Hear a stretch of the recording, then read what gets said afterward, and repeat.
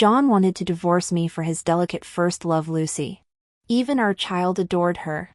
When I heard him timidly call Lucy Mom, my heart turned to ice. I signed the divorce papers without hesitation. Years later, at a reunion in New York, an unfamiliar teenager shyly called me Mom. My daughter Evelyn tugged my sleeve curiously. "Is he Lucy's brother?" I shook my head. Mommy only has one treasure. The private lounge erupted in gasps as everyone noticed the golden-haired girl clinging to me. Emma elbowed my ribs. "Where'd you kidnap this cutie?" "Seriously, Ivy." Sophia chimed in from the velvet couch, swirling her martini. "Since when did you become a child trafficker?" I flicked both their foreheads. "Meet Evelyn, my daughter." Squatting down, I pressed my cheek against the giggling child's face. "Don't we look alike?" Deafening silence swallowed the room. These friends had witnessed my dramatic pursuit of John during college, even helped plan some of my grand romantic gestures. My sudden motherhood after mere years of divorce clearly short-circuited their brains. Emma started cursing until Evelyn's wide blue eyes made her swallow the expletives. She suddenly whipped out her phone. "Cancel the male strippers." "Yeah. Change of plans." I chuckled at the familiar chaos. "What? No welcome for married women?" The group exploded like popcorn kernels. "Who's the lucky guy? You married some foreign hunk secretly? What's your name, pumpkin? Auntie Sophia has candy." "God's off. Stop using that baby talk voice." "Bite me, bitch." Rubbing my temples, I smiled at the decade-old bickering. Thankfully, Evelyn thrived in the commotion, already showing Emma her sparkly hair clips. "Really over him?" Emma murmured later, clinking our wine glasses. I flashed my wedding band. "What do you think?" "Stupid question." She snorted. "But John's regretting everything now." My eyebrow arched. "Regret?" "Lucy's pretty but clueless as Mrs. Wilson." Emma's lip curled. "Kept messing up charity galas and shareholding meetings." John's patience ran thin. Before I could respond, the door burst open. A teenage boy stood trembling in the doorway, eyes darting wildly until they locked on me. "Who's this?" Emma snapped, already reaching for security. The child's lips moved soundlessly before choking out, "Mom?" Evelyn's hairclip clattered to the floor. Every head swiveled between the brown-haired boy and my blonde daughter. My wine glass froze halfway to my lips as recognition punched through me. Those were John's hazel eyes staring back. "Whose kid is lost here?" The boy scanned the crowd before his gaze landed on me. Those beautiful eyes held an inexplicable familiarity. Someone in the crowd called out, "Isn't this John Wilson's eldest son?" Emma reacted faster than I did. "Oh, it's Ivy's child. John something?" Her friend reminded her. Daniel Wilson.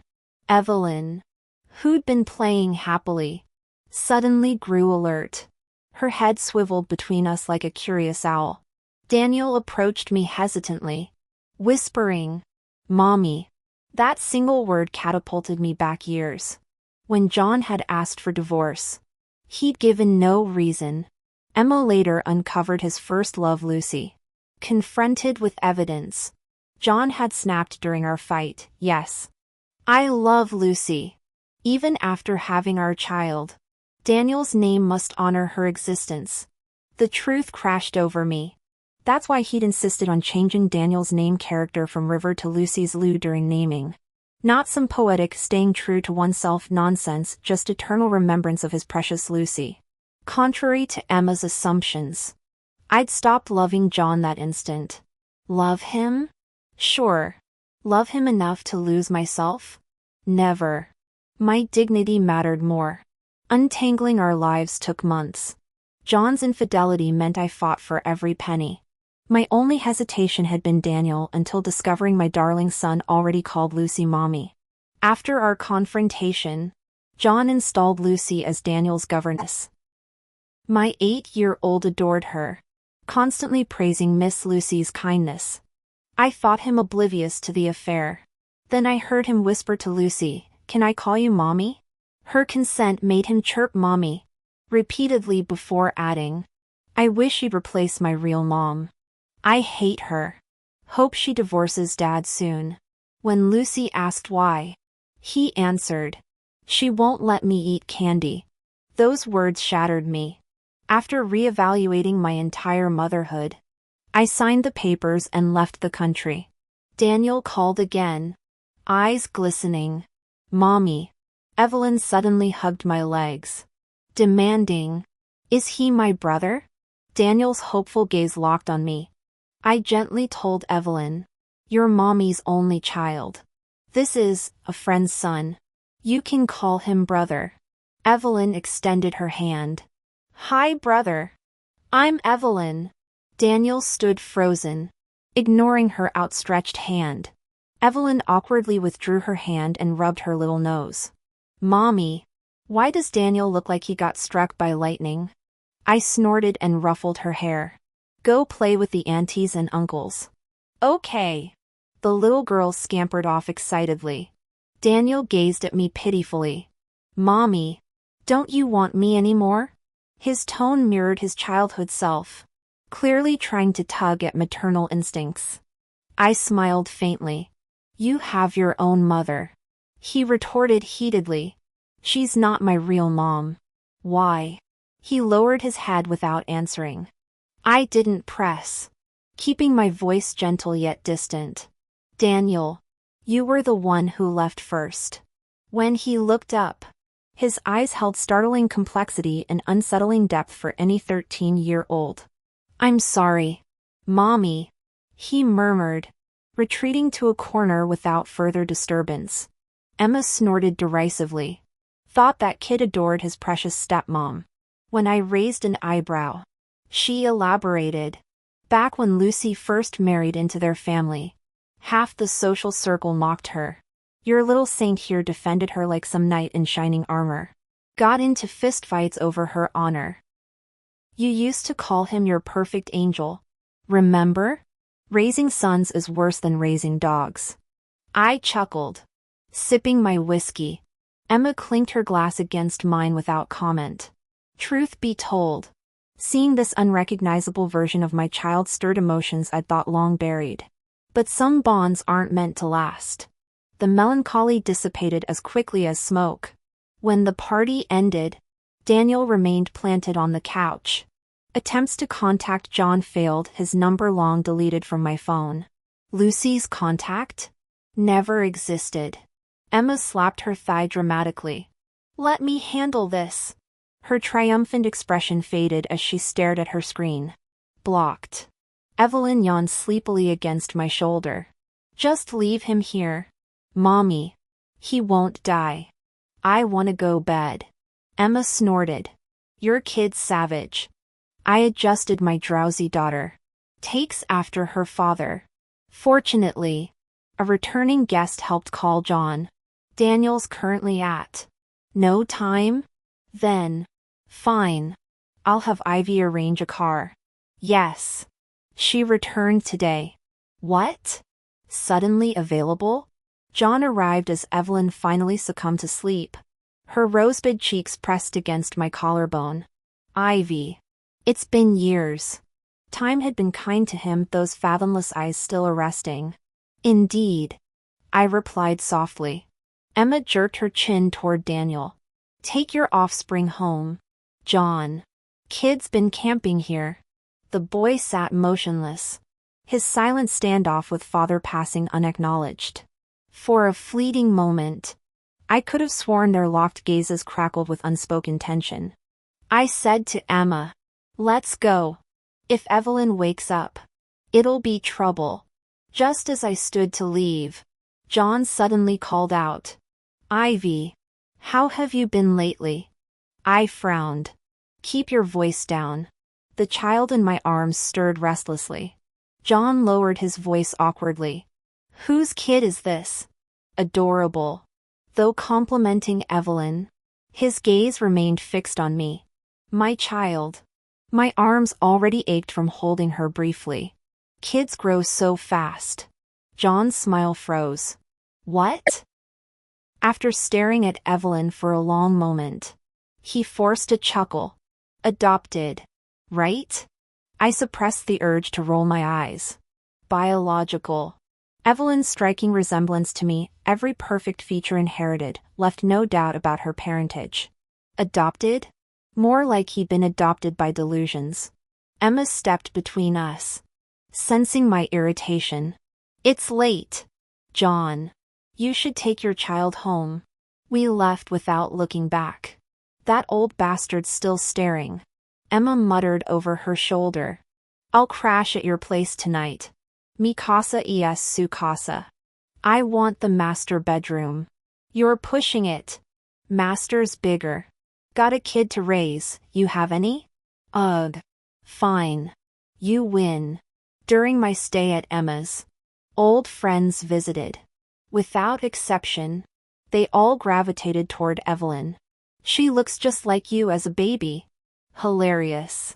These friends met me post-puberty when my acne had cleared. They just wanted to squish Evelyn's cheeks, pathetic excuses. I impassively kneaded my daughter's soft face, ignoring her legitimate protests.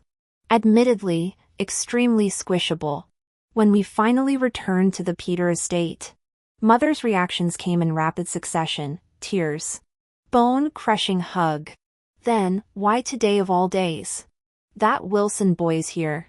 Her nose wrinkled. Claims he wants us to meet our grandchild. The audacity. The Peters had severed all ties with the Wilsons after my divorce from John. Simple marital failure we could have weathered, but his affair? Remarrying within 3 months? The ultimate humiliation. Rumor said old Mr. Wilson nearly beat John to death over the Lucy marriage. Mother sniffed. After he leaves, we're burning the sofa he sat on. And hiring disinfectors. Evelyn's nose scrunched. That uncle has cooties? Mommy. I don't want to see him. Don't listen to Grandma's nonsense. Mother finally noticed her granddaughter, scooping Evelyn up for aggressive cheek kisses. The toddler's face morphed into a disgruntled prune. In the parlor sat Daniel, posture rigid, fingers nervously picking at his sleeves. After Mom passed away, even Grandpa and Grandma grew distant with Daniel. Their interactions were neither warm nor cold, just an unspoken detachment that became more pronounced as he grew older. Though young, Daniel could sense their intentions. Once he reached adulthood, they planned to sever ties with their grandson. With his mother gone, the so-called familial bond had evaporated. After all, he was a Wilson. His veins carried John's blood. Mrs. Peter entered the room. Daniel. Look who's here. The boy's eyes lit up as he sprang from the couch. Mommy. I handed my coat and purse to the butler with a curt nod. Undeterred by my aloofness, Daniel remained beaming. My gaze swept the room, noting John's absence. The master received a call from Mrs. Wilson. The butler volunteered. As if summoned, John emerged from the back parlor, his stormy expression clearing when he saw me. He closed the distance between us in 2 strides. Ivy. I raised a palm to halt his approach. Mr. Wilson. His unannounced visit reeked of desperation. No doubt he'd heard I'd moved out of Emma's place. Did he truly think me oblivious? State your business. Daniel needs both parents present for his middle school transition conference. His words tumbled out. It's crucial for Mrs. Peter cut him off sharply. The Wilsons own half the city yet fret over 6th grade admissions? My Ivy has Evelyn to care for. Handle your own affairs, John. But Mom. Don't mom me. Her lip curled. My daughter's remarried to an actual gentleman. Not some nostalgia-blinded fool who mistakes dung piles for meadows. I bit back laughter at her scathing metaphor, though guilt prickled my conscience. That evening, I rested my head in her lap like childhood days. I'm sorry, Mom, for leaving you in debt all those years. Her fingers carted through my hair with familiar tenderness. Sweetheart, you're ours but never belonged to us. You've every right to chase happiness. Her voice thickened with pride. Look at you, rising from ashes. Embracing new beginnings. That's my brave girl. Tears blurred my vision as I clung to her skirt. 20 years of unspoken regrets dissolving in her unconditional embrace. Mrs. Ivy wiped away my tears. The children are watching. I glanced up to see Evelyn clutching Daniel's sleeve as they crouched by the doorway. Both staring intently. Though Evelyn probably didn't understand the situation. She never missed a chance to observe grown-up drama. Daniel immediately looked away. His eyes darting around the room like a cornered rabbit. That little schemer. Originally, Mrs. Ivy had prepared the guest room for Daniel. But he'd protested in that drawn-out whine children use when fearing rejection. Mommy. I want to sleep with you. Mr. Ivy frowned. Daniel. You're a big boy now. That's not appropriate. I'll sleep on the floor. Just for tonight. Please? The desperation in his voice made Evelyn tug at my sleeve before I could respond. Mommy. Let him stay. She pleaded with those liquid brown eyes. I sighed. Fine. Later that evening, I found Daniel patiently teaching Evelyn card games after her bath. My daughter kept trying to cheat, giggling when he pretended not to notice her clumsy card switching. Evelyn. No cheating. I chided, settling beside them. That's not fair to Daniel.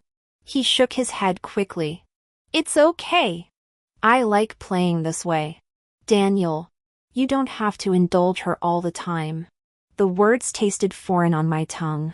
He froze like I'd struck him, only moving when Evelyn poked his arm to continue their game. As I read in bed later, movement caught my eye. Daniel's shoulders shook silently, moonlight glinting on tear tracks I hadn't noticed earlier. Suddenly I remembered Emma's gossip about the Wilsons. Lucy had gotten pregnant almost immediately after marrying John. Their love child became John's obsession, leaving Daniel invisible in his own home. The constant comparisons, the forced generosity, the medical crises with his sickly half-brother.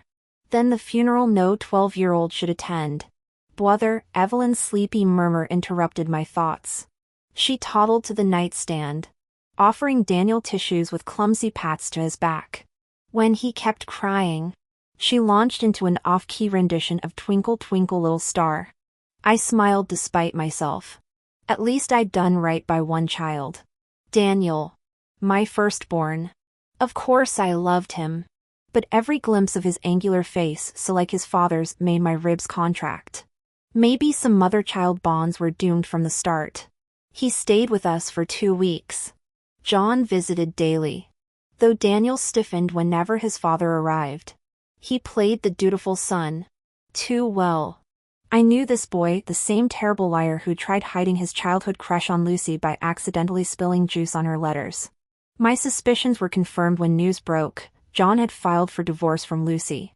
The matter hadn't been openly discussed yet, and Lucy wasn't willing to either. Evelyn had actually become a little traitor behind my back, sneaking off to ask Daniel. Humph. I knew every sprout in that little garden she called a brain. Thought she could hide things from me? Not a chance. Mommy. What are you doing? Evelyn's sudden appearance nearly made me drop my cup. I awkwardly hid it behind my back. Just calling you for dinner. Evelyn's not hungry. The door slammed shut. Brat's got sharper eyes than I gave her credit for. Wait. Why should I feel guilty when she's the one sneaking around? This little rascal always outplays me. Unexpectedly, Lucy showed up at our doorstep. Her simple blouse and jeans couldn't hide the dark circles under those still luminous eyes. Daniel answered, instantly morphing into his polite but distant persona. You should come home. Daniel. Your grandparents miss you terribly. Daniel's voice turned frosty. I'm exactly where I belong. Aunt Lucy. I'll visit grandparents this weekend. I arrived in time to hear that Aunt Lucy, ironic how he'd begged to call her mom before. But now that it's official, the cracks in Lucy's composure showed. Your father wants a divorce. Daniel. I need you now. The Wilson family never approved of Lucy's modest background. With John finally filing for divorce, they'd gladly let her sink. Pathetic how her only lifeline became the stepson from her husband's first marriage, my son. Daniel's cruelty surprised even me. Can't control your own husband? What exactly do you expect a teenager to fix? The unspoken threat hung heavy. Push me, and I'll make you regret it. Our eyes met as he turned. Mom, my boy already towered over me. That Wilson jawline emerging. Behind him, Lucy's trembling form reminded me of our high school days. Sophomore year, Lucy transferred into our class. That oversized plaid uniform hung on her slight frame, dark braid swinging as she jumped at every noise. Pretty in a baby deer way, but painfully shy. Teachers kept pairing her with me, class president and resident extrovert. I couldn't resist teasing those blushing cheeks. "St, stop it. Emma," she'd stammer, making me laugh harder. Meanwhile, John, then just my backseat neighbor, might as well have been furniture for all the conversation he offered. Eventually, I nudged Lucy into becoming chemistry rep. Daily problem? John never did his homework. The chemistry teacher was a grumpy old man. Lucy was terrified of him, so she ended up chasing John around every day to pester him about turning in homework. Over time, I realized John enjoyed this dynamic. He got a kick out of watching Lucy scramble after him. He'd even deliberately upset her sometimes, reveling in those teary doe eyes that made my ice queen persona want to throttle him. Thankfully, our family's ties with the Wilsons came in handy. I staged this whole concerned act with John's parents, landing him in so much extra tutoring he couldn't bother Lucy anymore. Only I got to tease my desk partner. When Lucy thanked me with those shimmering Bambi eyes, I almost felt guilty. We became inseparable that semester. My social currency even made the class warm up to Lucy. I truly believe we'd stay best friends forever, until senior year second semester blew everything up. While I was buried in SAT prep, Lucy started slipping away. I didn't notice until catching her teary-eyed in the principal's office. "Some guy from 3B, they said. Cheen Tan trust fund brat with model cheekbones and failing grades. Focus on college apps first," I urged during study hall. "You can date after graduation." Lucy nodded obediently, but soon she was skipping classes. I had to lie to teachers about migraines just to track her down. Finding them lip-locked in that alley? My vision literally whited out. Lucy scrambled away from Cheen Tan like a startled fawn, smearing her cherry chapstick across her cheek. "Ivy," I commanded, palm outstretched. She placed her trembling hand in mine without hesitation. The walk back to campus was all soft logic, her father's backward views. The marriage proposals already piling up for the family disappointment. When her next chemistry test came back with a 62%, she dissolved into hiccuping sobs against my shoulder, mascara bleeding down her neck. For weeks afterward, Lucy seemed reformed. No more Cheen Tan sightings. Perfect attendance. "He says we can pick up after graduation," she confessed shyly during lunch. I bit back my doubts, smoothing her hair instead. Then he showed up a month before finals, leaning against our classroom doorframe like some knockoff James Dean. Lucy practically skipped toward him. Tan, are you here for?" The shove came without warning. Lucy's skull cracked against cinderblock as Cheen Tan snarled, "Stop fucking stalking me, psycho." I was moving before the echo died. "You sick bastard." My manicured nails aimed for his eyes, but Cheen Tan caught my wrist mid-swing, his grip grinding bone. He gazed at me with what he imagined to be soulful eyes and shouted, "Ivy, I like you. Please go out with me." His voice carried so loudly that students from neighboring classrooms rushed out to witness the spectacle. I stood frozen in place. I'd been confessed to before, shy whispers, bold declarations, but this time, my heart raced with unprecedented panic. The boy named Chin Tan kept dramatically proclaiming his feelings, colorfully narrating how he'd fallen for me while extravagantly praising my every quality. My entire focus remained on Lucy. She adored Chin Tan, worshipped him. Really? I knew this better than anyone. Lucy had somehow risen from where she'd fallen, her hair cascading around her downcast face. Her white-knuckled grip on the wall suggested suppressed emotions. When teachers finally arrived to reprimand Chin Tan and suspend him, they separately counseled Lucy and me. Through the entire lecture, Lucy maintained stony silence. No tears. No words. Until dismissal.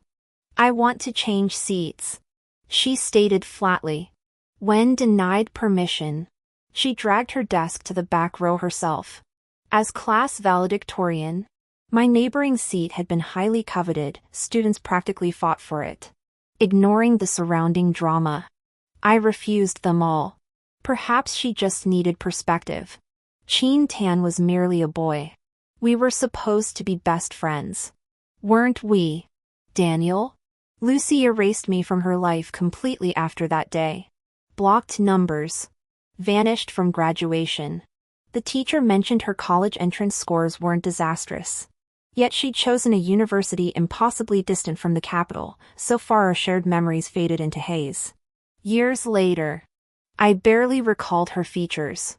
Only the lingering ache of lost friendship. Our reunion occurred through John.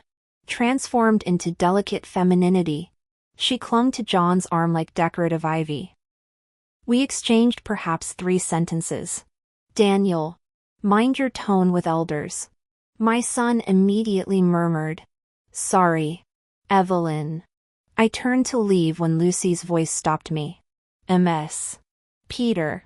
Raising an eyebrow, I inquired, "Did you need something, Mrs. Wilson?" The formal address hung between us like poisoned honey. Her trembling plea came, "Please, help me. I need Daniel." He could.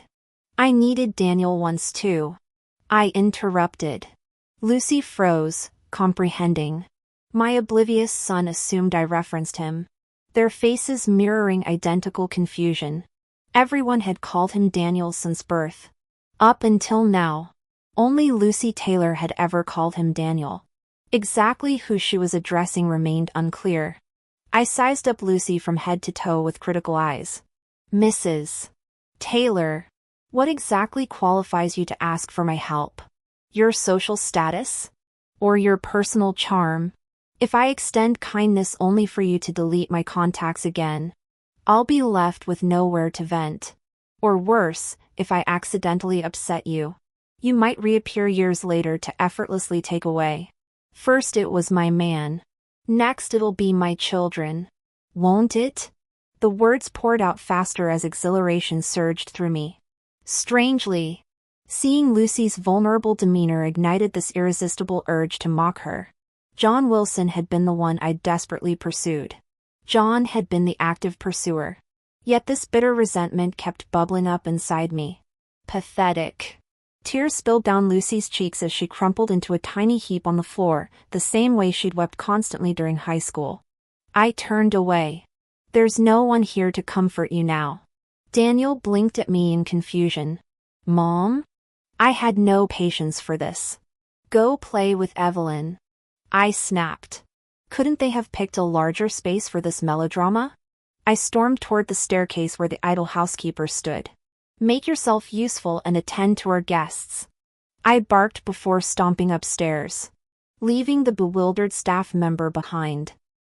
Evelyn had been pestering me about visiting Disneyland for weeks. I kept putting her off. But the stubborn child inherited her father's persistence. She badgered me relentlessly until I caved. Thus our glittering theme park debut commenced, literally glittering. Thanks to Evelyn's insistence on wearing her sequined princess gown in sweltering heat. While Daniel took Evelyn for ice cream, my phone rang. Emma's voice came through. "Your ex finally got what he wanted." I unwrapped a lollipop. "Meaning?" "Finalized the divorce from that delicate flower. The lunatic kept ranting about cleaning the slate for your return." As if you'd ever take him back. Wait. Aren't you already remarried? Maybe he wants me to get divorced too. I mumbled around the candy. Either way, his mess doesn't concern me now.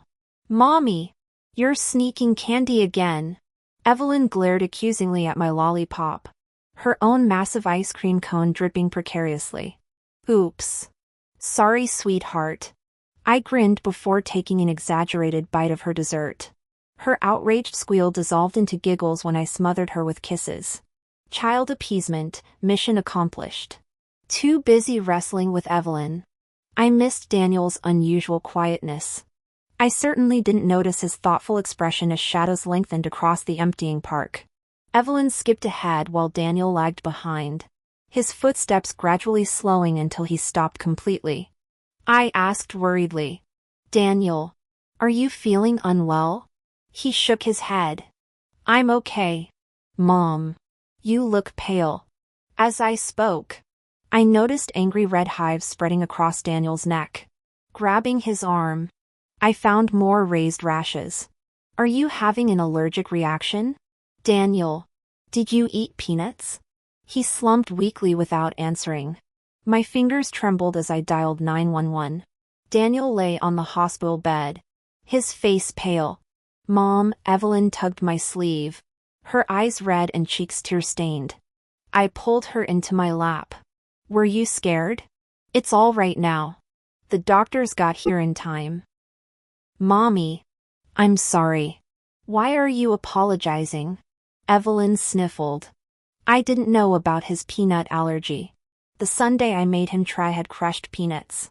She looked up anxiously. Will Daniel hate me forever now? Before I could comfort her, the door burst open. John rushed to Daniel's bedside. His tie askew. How is he? The doctor says he'll wake soon. No permanent damage. John exhaled shakily. Thank God. But how did this happen? You knew about his allergy. Evelyn spoke up in a tiny voice. It's my fault, Uncle John. I shared my peanut sundae. I didn't know. John's expression darkened immediately. Evelyn flinched but stood her ground, twisting her skirt hem. It's fine, John finally said through gritted teeth. But tell me truthfully, do you resent Daniel for sharing your mother's attention? Dad. Stop. Daniel's hoarse interruption made us turn. He struggled upright with John's support. Evelyn's just a kid. Let it go. John's jaw tightened. You're barely more than a child yourself. Daniel smiled weakly at Evelyn. No hard feelings. Okay? The tension dissolved as Evelyn launched into fresh apologies, her earnestness making me smile despite everything. John pulled me aside.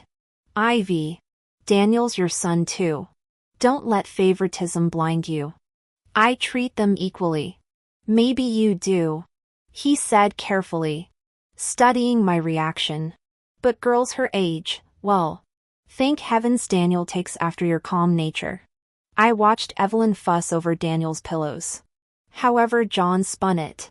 The scene before us radiated pure sibling harmony. John Wilson seemed to think his words had worked. Doubling down with feigned sincerity, Ivy, Daniel's been with you for so long. Why don't you both come back to the Wilson family? I can take care of you properly. His gaze shifted meaningfully. As for that little girl, if she can learn to be a good, kind child, Daniel and I are willing to forgive her. The apple didn't fall far from the tree, both equally terrible liars. I began clapping slowly, the sharp sound cutting through their performance. The siblings turned toward me while John wore a mask of confusion. Bravo, Mr. Wilson. Young Master Daniel. My laughter held no warmth. This little act of yours? I've seen enough third-rate theater to last a lifetime. Frankly, it's pathetic, though I'll admit it might fool my naive daughter. John's composure cracked, his cough poorly disguising discomfort. Ivy. I don't. Let me spell it out then. I turned to Evelyn, who stared wide-eyed between us. Pay attention, sweetheart.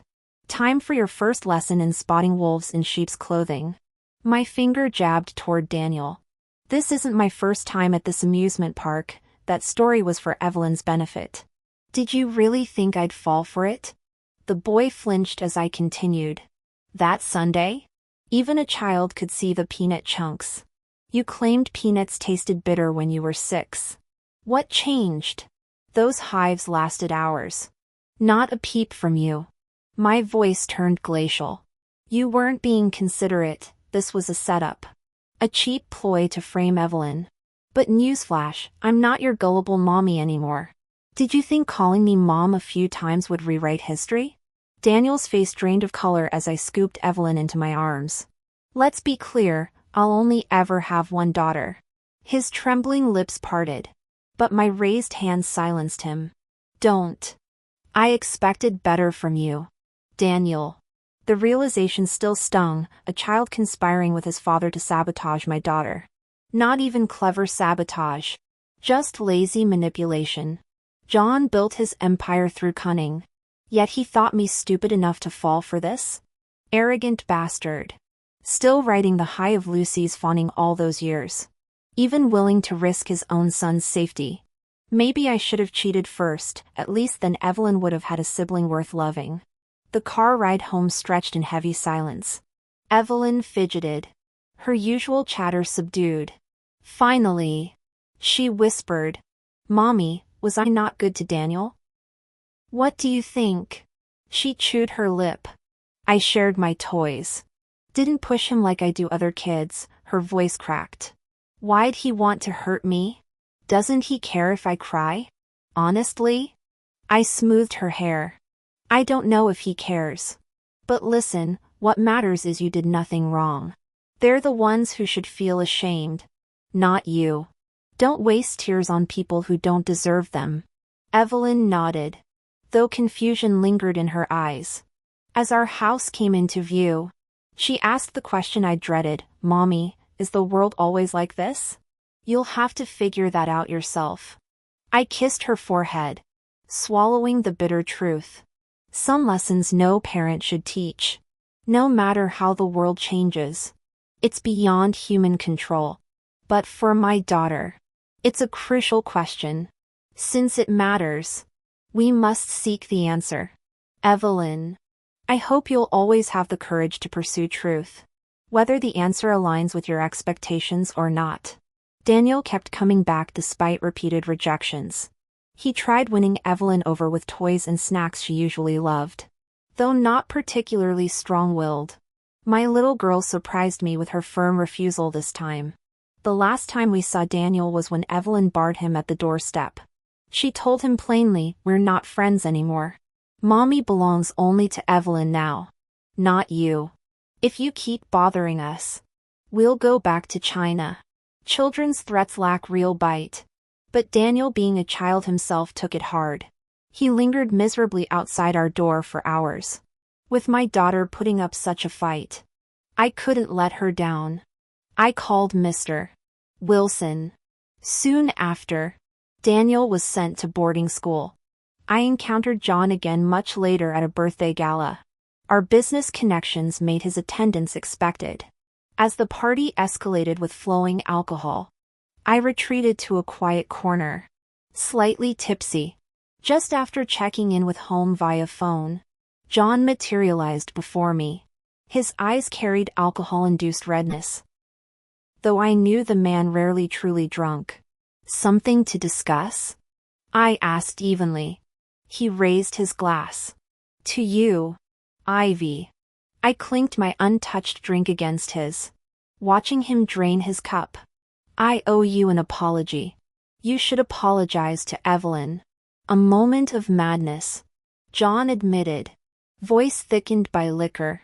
Under soft lighting, his half-lidded eyes and uncharacteristically docile expression reminded me strangely of our college days. I'll keep Daniel in check from now on. We'd attended the same university by chance. Back then, John radiated that golden boy brilliance. Our families, the Peters and Wilsons, kept nudging us together through their long-standing friendship. I thought only a man of his caliber deserved me. So I pursued John. He acquiesced quickly. We married 2 years after graduation. I'd vaguely known about his history with Lucy. But youthful dalliances hardly seemed worth dwelling on. He'd never even confessed to her.